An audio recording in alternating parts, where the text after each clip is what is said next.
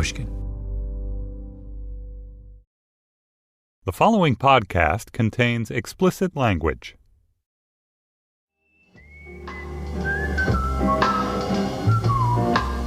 I knew a man, Bojangles, and he danced for you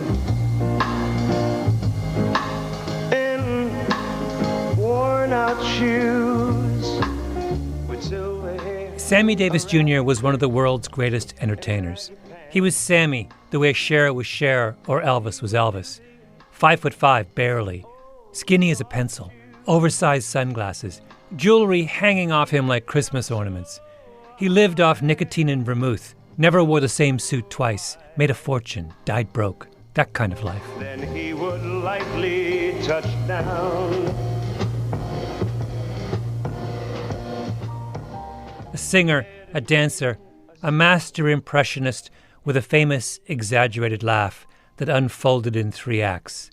The eyes closed in delight, the full body convulsion, the 3-step stagger. In 1972, at the height of his fame, Sammy went to the Republican National Convention in Miami Beach, flew there on a private jet owned by an oil company, took a suite at the Playboy Hotel. On the opening night of the convention, he sat in the private box of the Republican presidential nominee, Richard Nixon. On a second night of the convention, Davis played a concert for the Republican youth in a shirt open to his navel and skin-tight pants. He was halfway through his set when suddenly people started chanting, 4 more years. 4 more years! 4 more years! The cheers were for Nixon, fresh from accepting the Republican nomination. He was crashing the party. Davis held up his hand to quiet the crowd. Ladies and gentlemen, the President and the future President of the United States of America. Pandemonium.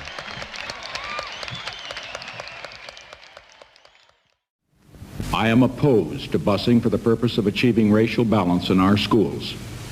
I have spoken out against busing scores of times over many years. Richard Nixon was, in 1972, the leading practitioner of what was known as the Southern strategy, the attempt to use racist appeals to win over Southern white voters to the Republican Party. He nominated 2 Southerners to the Supreme Court, men who were such committed segregationists and so deeply unqualified that the Senate wouldn't confirm them. In the privacy of the Oval Office, Nixon referred to black people as niggers and jigaboos. He did his best to delay the integration of American public schools. He once complained to one of his aides that the anti-poverty programs established by his predecessors were a waste of money because African Americans were genetically inferior. It was just 4 years since Martin Luther King Jr. was shot in Memphis, and the president seemed bent on reversing everything the civil rights movement had fought for. Black people in 1972 did not like Richard Nixon. That is, except for one of the most famous black men in the country, Sammy Davis Jr., who sat in the Nixon family box, performed at the Nixon coronation, and who crossed the stage and wrapped one of the most famously chilly and awkward of all presidents in a joyful, excited, loving hug. Let me read to you Will Haygood's description of that moment in his biography of Sammy Davis Jr. The public had rarely seen Nixon in such an embrace, even with his own wife. And Nixon, letting loose with a slow, widening grin, towering over Davis, wrapping his arms across his own chest so awkwardly and yet tenderly like some flushed teenage kid. And all those white delegates and all those Nixon placards, and Davis leaning on the president's shoulder as if Nixon were kin. Nixon and Sammy in full embrace. When people remember Sammy Davis Jr., that's what they think of, the photograph of that moment. Sammy never got over it.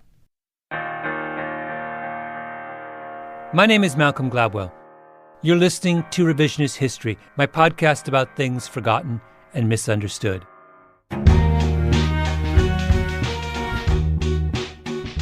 This episode is about Sammy Davis Jr. and what happened on that stage in Miami Beach.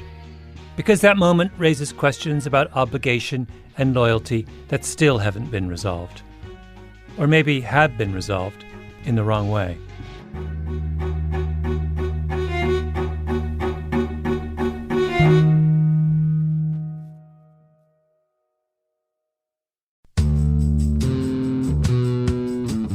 To understand this, you have to go back to what young brother here referred to as the house Negro and the field Negro, back during slavery.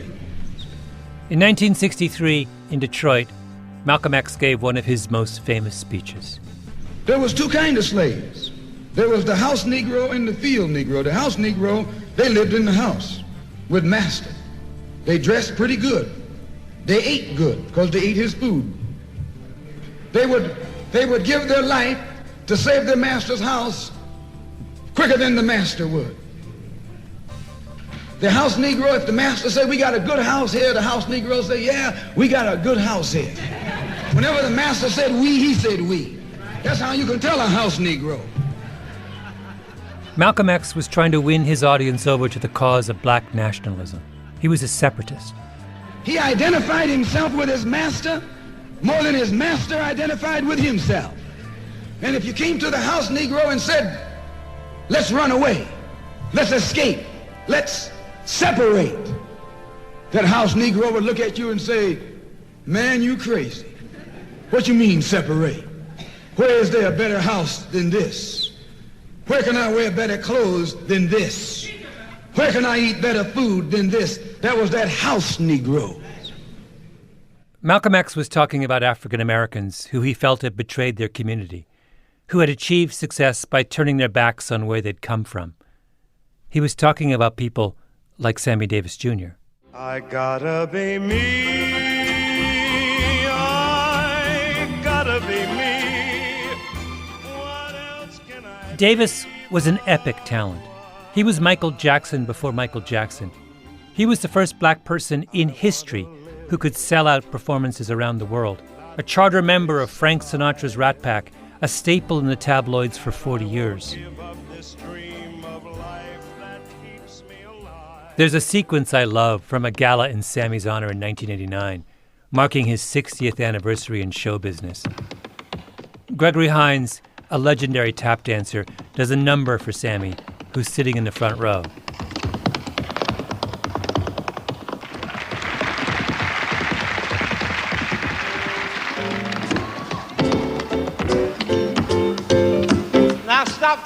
Stop time. Then Hines invites Sammy up to join him.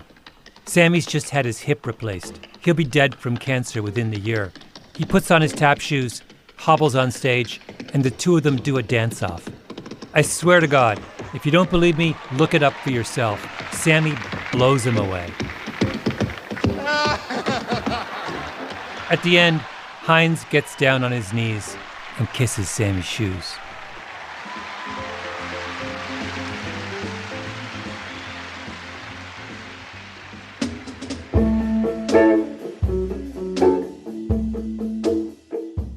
Davis was born in Harlem. He started playing the vaudeville circuit as a 3-year-old with his uncle, Will Maston, and his dad, Sammy Davis Sr. He never had any formal schooling or any childhood to speak of. The three of them traveled Jim Crow America, performing for white audiences in one hotel, then sleeping on the other side of the tracks in a colored hotel. During the Second World War, when he was drafted into the Army, his nose was broken so many times in fights that it's flat for the rest of his life. Sammy was taunted, harassed. At one point, a couple of white soldiers pinned Sammy down, write "Coon" in white paint across his forehead. There's an almost unbearable moment in Sammy's autobiography, Why Me? He describes standing under the shower in the latrine for hours, trying to get the white paint off his body. I stood under the hot water, rubbing until rashes of blood trickled to the surface, brushing until I'd scraped the last speck of white out of my skin. I got into bed. Nobody in this world is ever going to do this to me again. I'll die first. But Sammy's answer to never letting anyone do this to him again wasn't to fight, like Malcolm X wanted black people to do. Sammy's solution was to join. He moved very publicly into the master's house. He dated white women, blondes. He married the stunning Swedish actress May Britt at a time when interracial marriages were almost unheard of. When he moved to Los Angeles, he didn't move to Baldwin Hills, where middle-class blacks lived. He moved into a lily-white section of the Hollywood Hills. This modern house Negro loves his master. He wants to live near him. He'll pay 3 times as much as the house is worth just to live near his master. And then brag about, I'm the only Negro out here.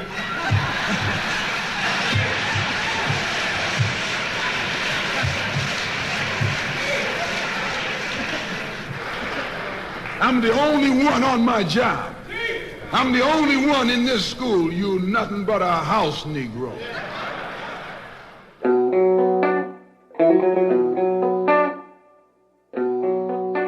If I play a Dave Chappelle routine for you without telling you that it's him, or a Richard Pryor bit from the 1980s, you'd know right away that Chappelle and Pryor are black. They code black. But listen to this. Sammy Davis on the Dick Cavett Show talking about what he learned from the old Borscht Belt comedians who used to hang out at Hanson's drugstore just off Broadway in the 1940s. All of the Impressionists would hang out on the corner, and I'd say, hey, I got one. I think I got one. I think I finally got Jimmy Stewart. And Will or Larry Storch would say, no, you haven't got it, man. That isn't. It's got to be up here. You got it too low. And when you do it, you got to have a sort of a draw behind it. Yeah. So that it disappears in here. Cavett then asked Sammy if he also does Laurence Olivier, which you think is just Cavett being mischievous, because Olivier was the greatest Shakespearean stage actor of his day, the son of a high church Anglican clergyman, about as far from Sammy as you can get, in theory. Of course I do Olivier. You do Olivier? Yes. Really? Well, what would you like to hear me do from Olivier? A couple acts from King Lear would be nice. Well, he only did Lear once. How about Richard III? I'll settle for Dick III. Okay. Now is the winter of our discontent, made glorious summer in this son of York, since I cannot by rightful claim my way to the throne, I shall hack and hew my way instead. Oh, that's great. If I didn't tell you that Sammy was black, would you know? He could as easily be white. He could be Jewish. In fact, he was Jewish. He converted, the lone black person at Temple Israel in Hollywood. Sammy's mind worked like this. Whatever it takes to survive, I have to do it. That's Will Haygood, Sammy's biographer. Now, many of my friends are Jewish, and they love me, and they support me. So that's interesting. I think I'm going to go to Israel. I think I'm going to become Jewish. And then I'm going to make some jokes about it. And I know people will laugh, but right now, in this moment, this is where my heart is.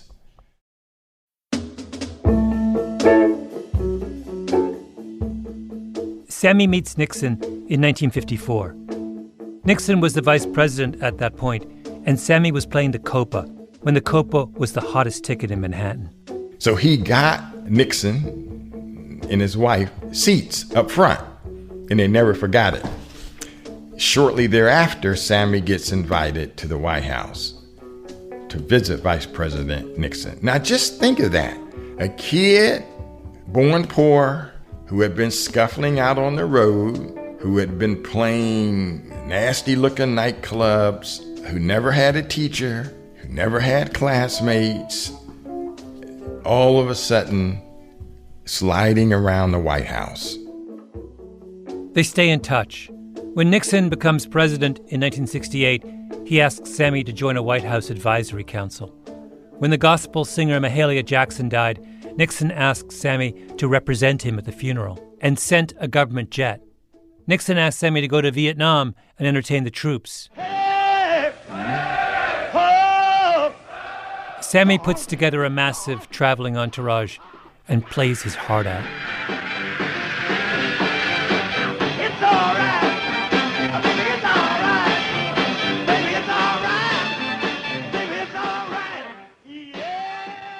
If you look at the back cover of Sammy's autobiography, Why Me?, there's a blurb from Alex Haley, who wrote Roots, another from Aaron Spelling, the creator of 90210, among a million other things, another from Frank Sinatra and Michael Jackson and Liza Minnelli. It's maybe the greatest blurb lineup in the history of publishing. And then there's Richard Nixon, who writes, Sammy is one of the great living Americans. It wouldn't matter what color he was. With his intelligence, he could make it at anything, anywhere. It wouldn't matter what color he was?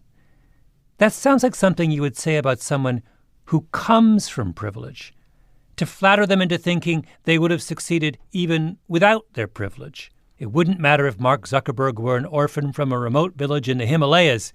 He's so smart he would still be a billionaire. It's totally nuts to say it wouldn't matter if he hadn't had those privileges about a black man born in Harlem in 1925 who never had any privileges. Sammy comes to Nixon pretending he isn't black, and Nixon comes to Sammy forgetting he's black.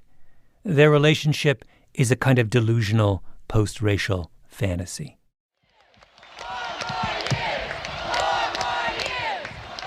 So Nixon says, come to Miami for the convention. We'll put you up at the Playboy Hotel. Why not play for the kids at the youth rally? Of course, Sammy says yes. And Nixon stands in front of the crowd on national TV and starts talking about how Sammy's critics accuse him of selling out by being a Nixon supporter. Then Nixon says, You aren't going to buy Sammy Davis Junior by inviting him to the White House. You're going to buy him by doing something for America. Nixon waits for the applause to die down. He's looking the other way. Sammy sneaks up from behind, wraps his arms around him. The hate mail Sammy gets over the next few months is so vicious that he hands over some of the letters to the FBI. Eartha Kitt comes up to him and hisses, Did you have to kiss him? Sammy is blindsided. He's desperate to salvage his reputation. He calls up Jesse Jackson, who every year has a big conference in Chicago for his civil rights group, Operation Push. I am somebody. I am somebody. In 1972, Jackson had lined up virtually every Motown and gospel star. The Temptations, Marvin Gaye, the OJs, Curtis Mayfield, Roberta Flack. Sammy says, I want to perform. Jackson says, yes. Brings him out on stage. I am here because I have come home as a black man. Disagree, if you will, with my politics, but I will not allow anyone to take away the fact that I am black. Now, that's all I can say, except that I would like to sing. But who is he kidding? It's September 28, 1972, a little over a month since he was hugging the enemy in Miami. For the rest of his life, Sammy would be haunted by his reception. You said maybe one of the worst things that happened to you, I read, was being booed by people. And I think it was in Chicago. Yeah. This is Sammy, in an interview years later with Tom Cottle on the Boston ABC affiliate.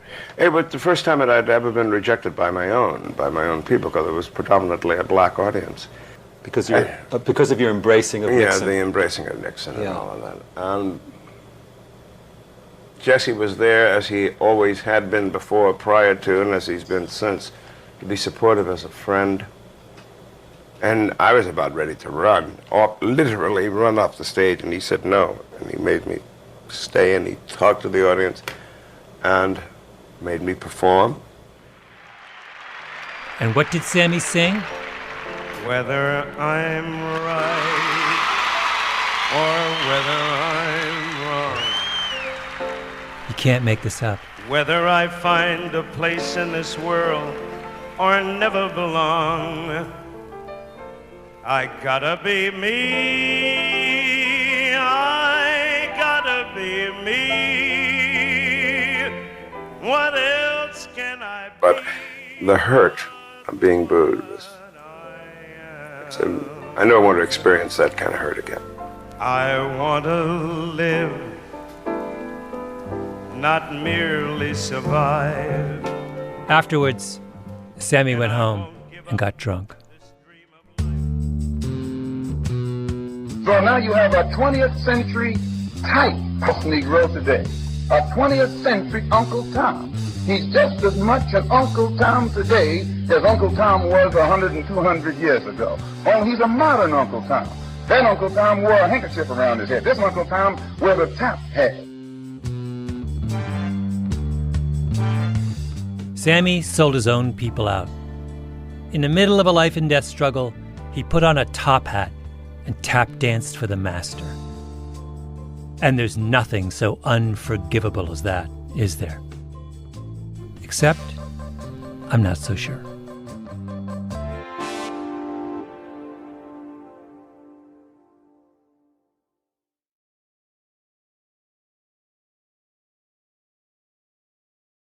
I had been given the opportunity through a company that I was consulting to interview the first women entering their sales force. That's Rosabeth Cantor.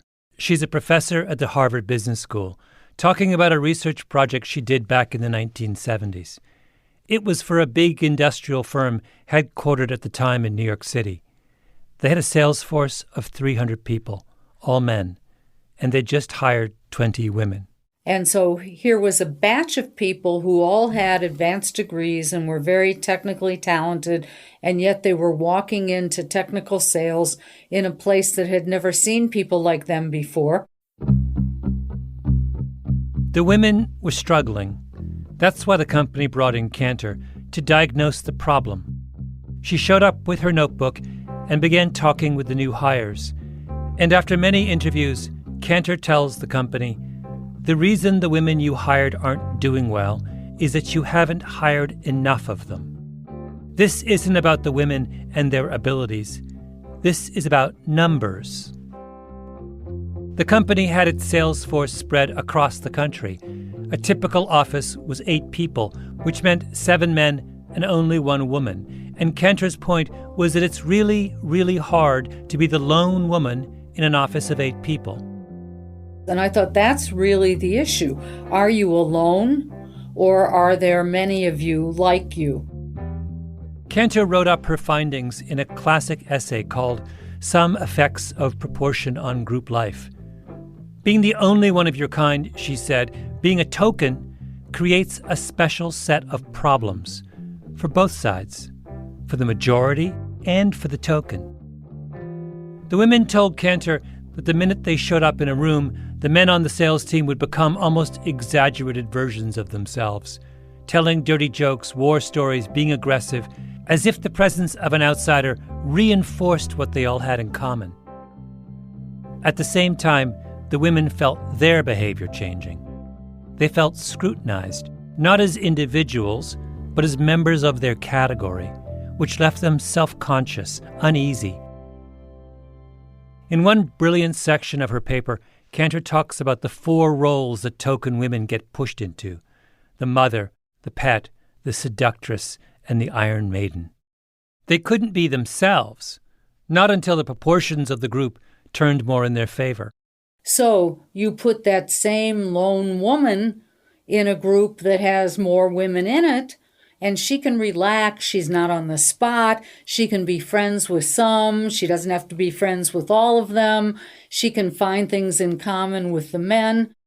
To fit in, the token has to pass a loyalty test. Cantor writes, "If tokens collude, they make themselves psychological hostages of the majority group. For token women, the price of being one of the boys is a willingness to turn occasionally against the girls." The token woman, in other words, is required to sell out her own kind. Required. That was the cost of admission to the master's house. Being one of the boys was not who they were. It was what they were forced to be. So why is Sammy Davis Junior's position any different? In his mind, he was pushing aside white, black for green, green being money. Will Haygood, Sammy's biographer. He started his career with really, literally, having to put food on the table to keep his daddy surviving and to keep Will Maston surviving. He did not want to let them go. And so who would Sammy talk to every day? Who signed his checks? White businessman. And who was in the audience in those Las Vegas nightclubs? Rich white people. Sammy does Laurence Olivier impressions because that's what white audiences wanted to hear. He becomes friends with Richard Nixon. And who is Richard Nixon? Richard Nixon is the political embodiment of those people in his Las Vegas audience. He didn't know the kind of judges who Nixon was appointing to the federal courts or to the Supreme Court. He didn't know Nixon's Southern strategy to divide and conquer. All Sammy knew was Nixon welcomed me wherever I was at. By the way, Sammy campaigned for John Kennedy 10 years before he campaigned for Nixon. But did Kennedy ever invite him to stay at the White House like Nixon did? No. Kennedy disinvited him from his inauguration because he worried about what it would look like if Sammy brought his white wife to the White House. Sammy had to make strategic decisions out of necessity. These are the steps the token takes to survive, but they aren't who he is. Sammy marched on Washington. He marched at Selma. He shut down a Broadway show to make the trip. Will Haygood says that when he interviewed Harry Belafonte, Belafonte made a point of stressing how generous Sammy was to the civil rights movement. Whenever King was in trouble or was jailed, or whenever King needed bail money, Martin would turn to me and he would say, "Get Sammy." And the next day, Sammy Davis Junior would wire them $10,000 or $7,000 or however much money King needed, and that was a lot of money back in the 60s. When Sammy Davis comes on stage at the Push Expo, what does Jesse Jackson say in an attempt to quiet the crowd? "Brothers, if it wasn't for people like Sammy Davis, you wouldn't be here. We wouldn't have Push today." Now, I expected some foolish people were going to react like this because this man hugged the President of the United States. So what? Look at what this gigantic little man has committed himself to over all these years. Sammy sang, "I Gotta Be Me." But the minute you listen to any of his interviews from that tortured stretch of his career, you realize that he couldn't be me. That was the price he paid. Was there a period, though, Sammy, where you felt, I must prove something to a certain group of people? They've got to know something about me. I guess the first 45 years of my life. You were doing just that? That's all I was doing. Ladies and gentlemen, from the celebrity room of the Grand Hotel, Dean Martin honors our man of the hour, Sammy Davis Jr., with tonight's guests, Freddie Prinze. First came the hug. Then came the booing at Operation Push. Then came the roast. And tonight's very special man of the hour, Sammy Davis Jr.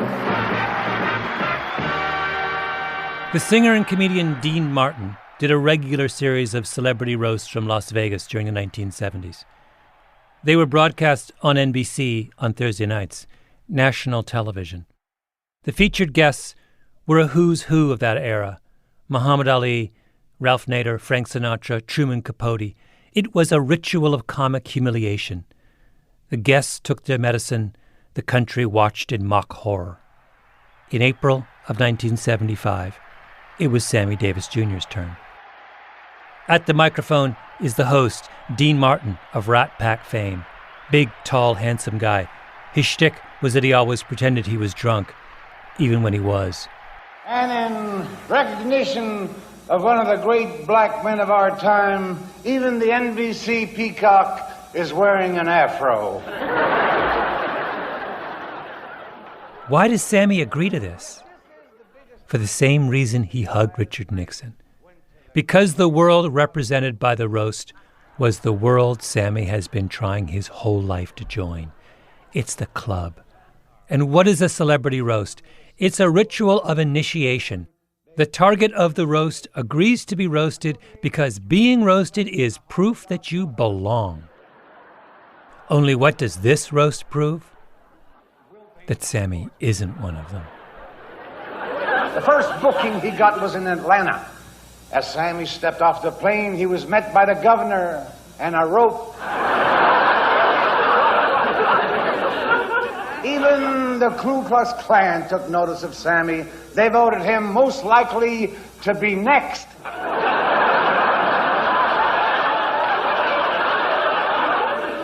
He proved that a black man could eat in white restaurants, check into white hotels, date white women, and be carried away in a white ambulance.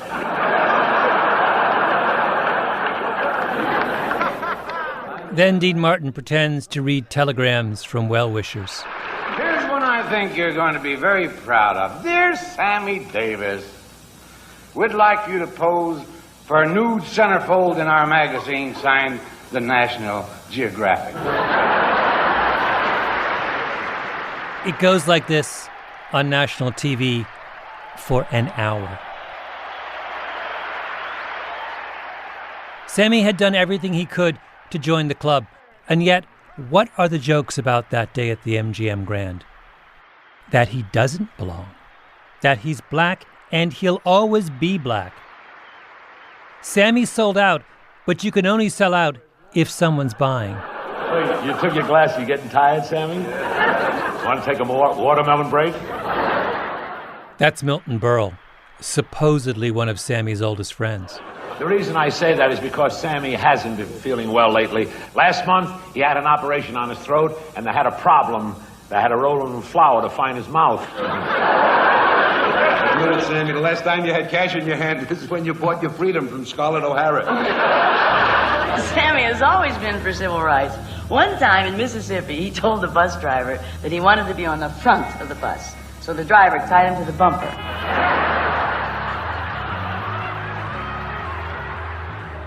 Next up, Foster Brooks, a man with a brief moment of celebrity based entirely on his ability, born of experience, to impersonate a drunk. Sammy Davis had more talent in his pinky finger than Foster Brooks. But Sammy isn't a member of the club, and Brooks is. Mr. Davis, you are a great performer. The excitement you create in an audience is incredible. There they sit, spellbound, wondering if someone in your entourage is ransacking their room.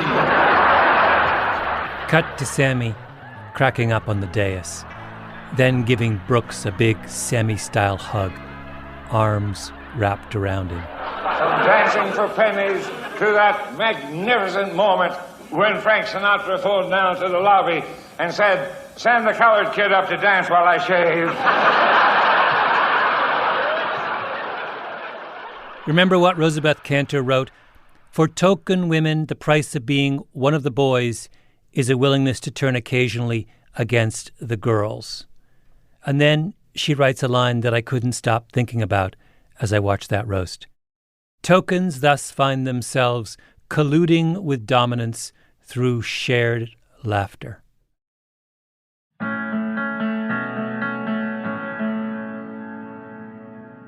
At the end of the evening, Sammy gets up, and there's a moment when you think he's going to lash out, to stand up to the humiliations of the previous hour.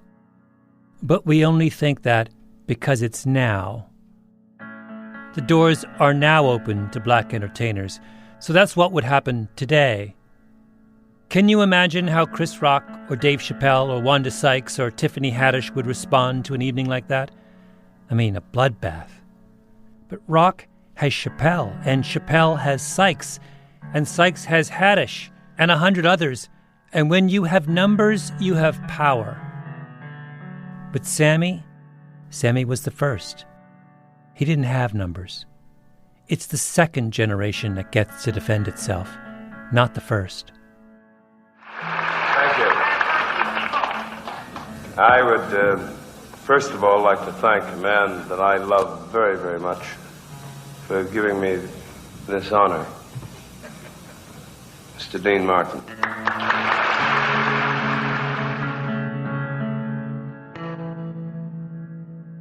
He turns to Dean Martin, who's sitting next to him. Dean Martin reaches up and places his hand on top of Sammy's. One of the great joys of being 45 years in this business is to have people who love you make fun of you. That is one of the great joys, because the day they don't make fun of you, that means they don't give a damn about you. The token succeeds at the cost of his own dignity. I thank you. That's it. Thank you very much. Mr. Sammy Davis Junior, ladies and gentlemen.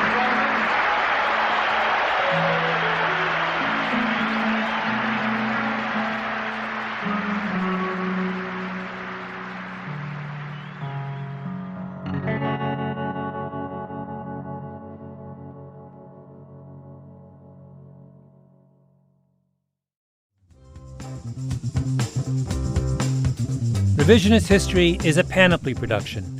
The senior producer is Mia Lobel, with Jacob Smith and Camille Baptista. Our editor is Julia Barton. Flawn Williams is our engineer. Fact-checking by Beth Johnson. Original music by Luis Guerra. Special thanks to Andy Bowers and Jacob Weisberg. I'm Malcolm Gladwell.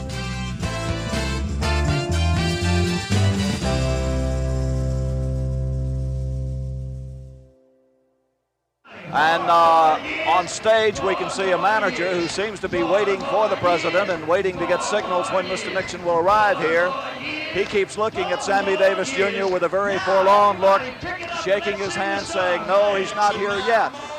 So we continue to stand by. The young people here have not run out of enthusiasm. And certainly, once again, we are seeing that young people of this country may differ on politics. They may be Democrats or Republicans, but when you put a fast, hard beat to music, that is the universal song of politics for the young people of this country.